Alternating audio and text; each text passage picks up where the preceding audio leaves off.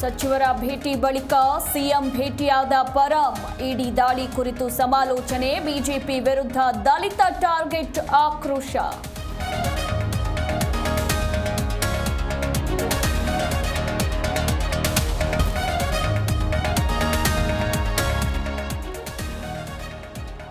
ಮನೆಗೆ ತೆರಳಿ ಗೃಹ ಮಂತ್ರಿಗೆ ಧೈರ್ಯ. ಡಿಕೆಶಿಯಾಗಿ ಸಚಿವರಿಂದ ಆತ್ಮಸ್ಥೈರ್ಯ.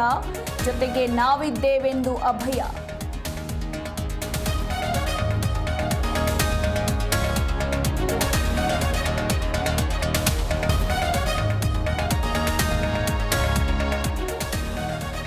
ಸಿದ್ಧಾರ್ಥ ಶಿಕ್ಷಣ ಸಂಸ್ಥೆಗಳ ಮೇಲೆ ಇಡಿ ದಾಳಿ. ಅಧಿಕಾರಿಗಳಿಗೆ ನಾವು ಸಹಕಾರ ಕೊಟ್ಟಿದ್ದೇವೆ. ಕಾನೂನು ಎಲ್ಲರಿಗೂ ಒಂದೇ ಎಂದ ಪರಂ.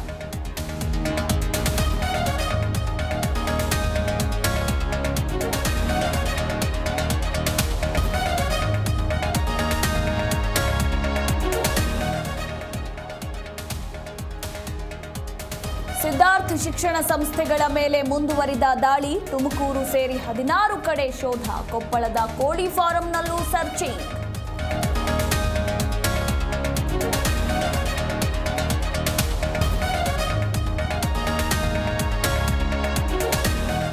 ಅಂಗೈ ಹುಣ್ಣಿಗೆ ಕನ್ನಡಿ ಬೇಕಾಗಿಲ್ಲ.